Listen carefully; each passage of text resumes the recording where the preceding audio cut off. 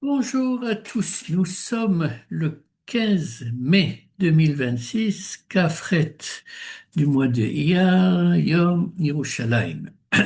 J'ai entendu il y a quelques semaines un shiur que j'ai trouvé passionnant, vraiment, du Rav Cherki sur la première Mishnah de Berachot. Et j'ai tellement aimé ce chiour que je me suis dit que j'allais essayer de le partager avec vous et ça m'a demandé pas mal de travail pour essayer de, comme d'habitude, de tirer l'essentiel et de rajouter à gauche et à droite certains éléments de liaison qui j'espère, donneront beaucoup de clarté à son enseignement.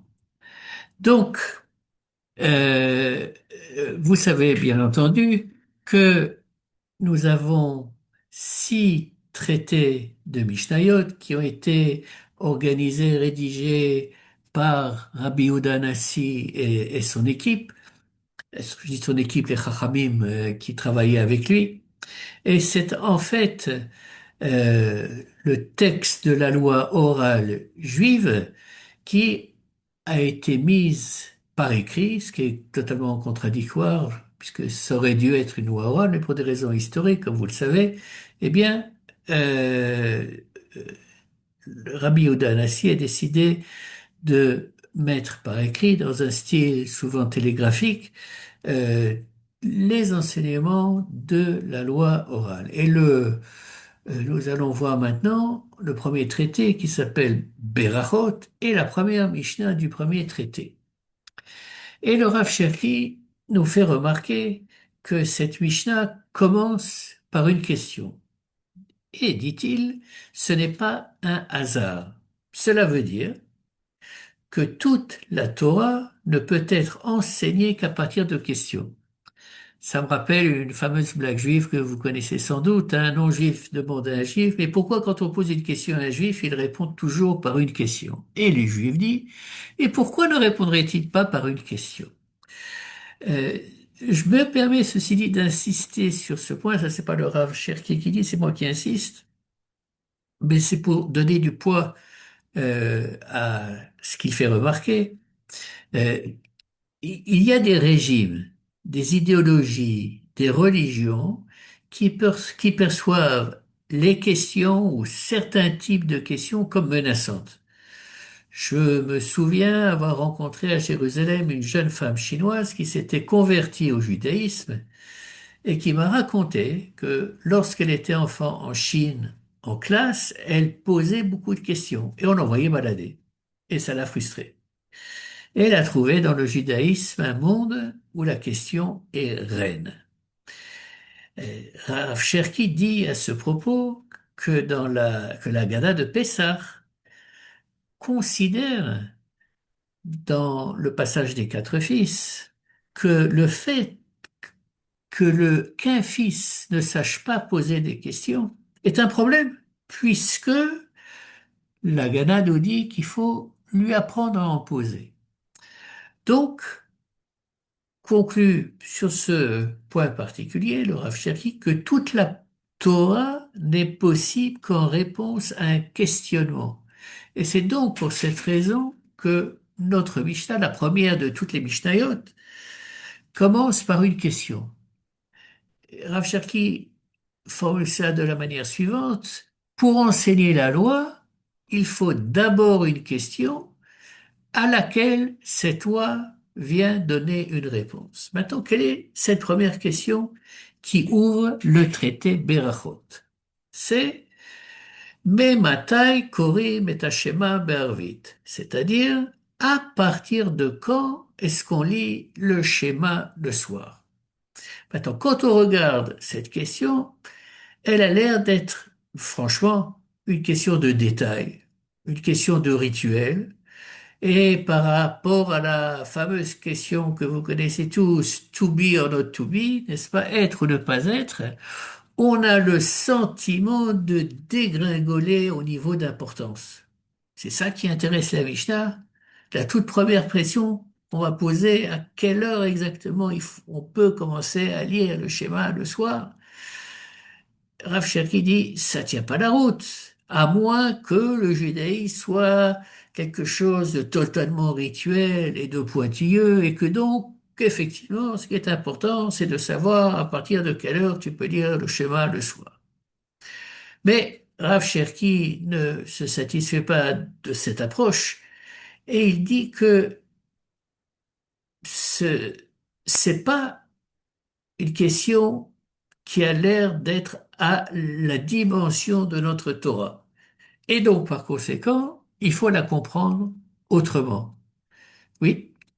Comment? Pour le découvrir, dit le Rav Cherki, il faut bien comprendre quel est l'arrière-plan historique de la rédaction de la Mishnah.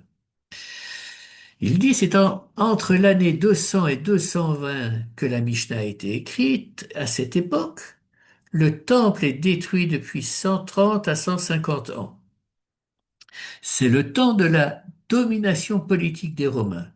Il y a également une religion rivale du judaïsme qui est en train de s'établir, le christianisme, qui n'est pas encore religion officielle de l'Empire romain, mais qui va bientôt l'être. Or, l'argument du christianisme, c'est que le peuple d'Israël a été abandonné. Donc, il n'est plus le peuple qui témoigne de l'unité de Dieu. Ce n'est plus son rôle. Le bâton du témoin, comme dans une course de relais, est passé à quelqu'un d'autre, à l'Église, en l'occurrence, qui se présente comme Vérous, Israël, le vrai Israël. Et, dit le Rav Cherki, cet argument est fort. En effet, les chrétiens peuvent dire, vous n'avez plus de temple, donc vos péchés ne sont plus expiés puisque vous n'avez pas d'endroit où amener les sacrifices. Je me permets de rajouter un point qui n'est pas dit par le Rav Cherki, mais qui, à mon avis, renforce son argument, et qui est le suivant. Pour le monde chrétien, je dirais, j'en suis convaincu pour le monde catholique, chez les protestants, mon savoir est nettement moindre, mais Jésus a pris sur lui tous les péchés du monde, les anciens, les présents, les futurs. Et les prêtres, en donnant l'absolution, le font en tant que délégués, en tant que représentants de Jésus. En terminologie juive, Jésus et les prêtres octroient la capara. Le Rav Cherki poursuit en disant, si nous sommes disqualifiés en tant que peuple de Dieu, pour le christianisme, la continuité de la Torah orale, portée et transmise par nos sages, n'a plus aucun sens. Elle est dépassée. Il y a, de leur point de vue, l'Ancien Testament qui est plus ou moins caduc et le Nouveau qui le remplace. Il était donc indispensable que nos maîtres répondent à cet argument dès le début de la Mishnah, qui représente à cette époque notre Torah orale. Une des premières questions de la Gemara sur cette Mishnah est la suivante. Qu'est-ce qui distingue le schéma du soir pour qu'il soit enseigné en premier? Que le Tana enseigne d'abord la récitation du schéma du matin, puisque la plupart des mitzvot s'appliquent pendant la journée, évidemment, la nuit on dort, n'est-ce pas? Le Tana de notre première Mishnah aurait donc dû aborder le schéma du matin avant celui du soir, de la même manière que quand on va parler des korbanot, de l'offrande, des offrandes, l'offrande du matin est abordée dans la Gemara, dans la Mishnah, avant celle du soir. Donc, réponse de la Gemara, le Tana se fonde sur le verset du schéma tel qu'il est écrit. Vous en parlerez quand vous serez assis dans votre maison, quand vous marcherez sur le chemin, ufshorbecha uvekumecha, quand vous vous coucherez et quand vous vous lèverez. Deutéronome, versets 6 et 7. Par conséquent, dit le Rav Cherki, en enseignant, et la Gemara, euh, en enseignant d'abord les lois du schéma du soir, le Tana établit que les enseignements de la Torah orale sont en harmonie totale avec ceux de la Torah écrite. Et ça, c'est capital. Passons maintenant à cette question de savoir à partir de quand est-ce qu'on peut lire le schéma. Tout d'abord, c'est quoi le schéma? C'est la proclamation de l'unité de Dieu comme étant le Dieu d'Israël. Shema Israël, Hashem Elokeinu, Hashem Echad. C'est-à-dire, dit le Rav Cherki, que le schéma définit la vocation du peuple d'Israël, qui est d'être le peuple à travers lequel l'unité de Dieu se manifeste. Et c'est fondamental. Ce qui est nié par le christianisme, c'est qu'Israël peut, même en état d'absence du temple, d'absence de la révélation de la Shekhina, qu'il peut continuer à lire le schéma et donc témoigner de l'unité du Créateur. Revenons à la question de la Mishnah. Depuis quel moment peut-on lire le schéma Be'arvit le soir? Demande le Rav Cherki, c'est quoi le soir d'Israël? Eh bien, c'est le temps de l'exil, de la nuit. Et Dieu sait si le peuple juif a connu des nuits obscures dans son histoire. Y a-t-il donc une légitimité à affirmer que Dieu continue à se manifester en tant que Dieu unique à travers le peuple d'Israël pendant un temps où il ne peut expier ses péchés et où il est en exil? C'est ça la question que pose la Mishnah, dit le Rav Cherki. On est donc très très loin d'une question rituelle de détail.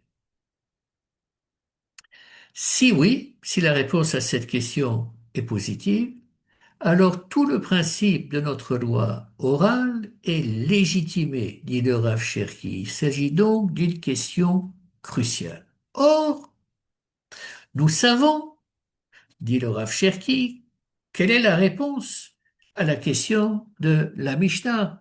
À partir de quand on peut lire le schéma le soir? À la sortie des étoiles. Eh bien, comme par hasard, la Mishnah ne répond pas comme ça. Elle propose une autre réponse, qui est Misha'a sheha kohanim nichnasim lechol mitrumatam. En français, à partir de l'heure où les Kohanim entrent pour manger leur trouma. C'est quoi cette histoire des Kohanim qui doivent entrer? Où est-ce qu'ils vont entrer? S'ils entrent, c'est qu'avant ils étaient dehors. La trouma est donnée au Kohen. Où est-ce qu'il la mange? Chez lui à la maison, sur une table où il prend son repas. Mais pour ce faire, apparemment, il doit y rentrer. Pourquoi doit-il y rentrer? C'est parce qu'il s'agit du cas d'un Cohen qui a contracté une impureté. Il est allé au mikvé à la tombée de la nuit. Où est le mikvé à l'époque de la Mishnah? Il se situe en dehors de la ville. Donc, il sort de la ville, il va au mikvé, et ensuite il doit rentrer dans la ville avec sa serviette et rentrer chez lui. Et donc, par conséquent, il ne peut manger la trouma qu'après s'être trempé dans l'eau du mikvé, une fois la sortie des étoiles arrivée. Tout ceci, on le trouve dans un certain nombre de versets du chapitre 22 du Lévitique. Les versets 4 et 5 décrivent les cas par lesquels le Cohen peut devenir impur. Par exemple, avoir eu une perte séminale ou avoir touché la dépouille d'un animal rampant, ce qu'on appelle en hébreu sheretz. Et les versets 6 et 7 décrivent le processus de purification. Je lis ces versets 6 et 7 d'après la traduction du rabbinat. Celui qui touchera une telle chose, donc définie dans les versets 4 et 5, sera impur jusqu'au soir et ne mangera pas des offrandes sacrées à moins d'avoir lavé son corps dans l'eau. Verset 7. Dès que le soleil se couchera, il sera pur, et ensuite il pourra manger des offrandes sacrées, car elles sont sa nourriture. Et la Gemara demande, et pourquoi est-ce qu'on te raconte ça? C'est l'air de tomber comme un cheveu sur la soupe. C'est pas ça que la Gemara dit, elle a un langage plus élevé.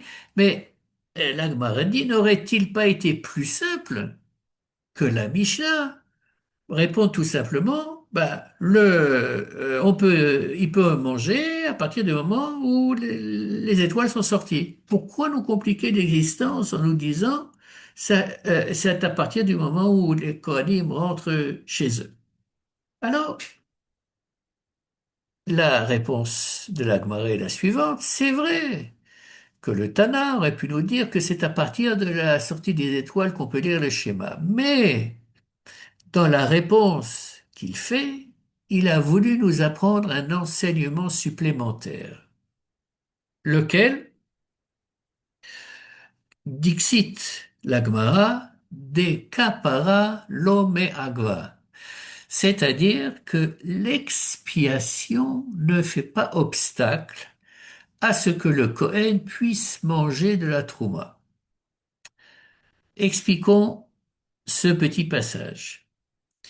Les versets 4 et 5 listent des cas d'impureté simple, mais il y a des cas où la, se baigner dans le mikvé ne suffit pas. Dans le cas, par exemple, d'une maladie qu'on appelle ZAV ou gonorrhée en français. Dans ce cas, le Kohen doit faire également un sacrifice.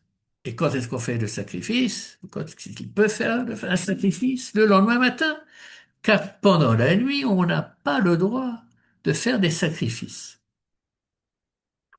Donc, la Torah aurait pu nous enseigner que le Kohen n'est pas autorisé à manger de la trouma tant qu'il n'a pas amené son sacrifice expiatoire.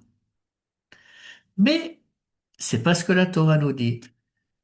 La Torah nous dit au verset 7 cité plus haut, c'est que le Kohen a le droit de manger la trouma, même s'il n'a pas encore fait son expiation. Il suffit qu'il se soit purifié. Je voudrais conclure. En conclusion, les Kohanim et leurs familles sont les seuls à être autorisés, dans notre tradition, à manger de la trouma. Et ils ne peuvent le faire qu'en état de pureté. Mais, nous dit la Torah, même dans les cas que j'appellerais d'impureté grave, qui nécessitent l'apport d'un sacrifice au temple symbolisant l'expiation, le mikvé les purifie et ils demeurent 100% Kohen et peuvent manger de la trouma après être allés au mikvé. Transposé au niveau du clan du peuple juif, cela signifie que même quand il n'y a pas de temple, donc pas de processus traditionnel de kapara, d'expiation, de la même manière que le Kohen reste Kohen avec tous ses privilèges, Israël sans temple demeure Israël, témoin de l'unité de Dieu et agréé par Dieu. Donc, on peut et on doit lire le schéma et on demeure le peuple de Dieu, même en exil, même sans temple. Et nos sages peuvent et doivent transmettre et développer la Torah orale dont l'objectif est d'arriver au fameux verset de Zacharie, Bayom Ahu Yeh Hashem Echad Ushemo Echad. Sur ce, je vous souhaite Shabbat Shalom.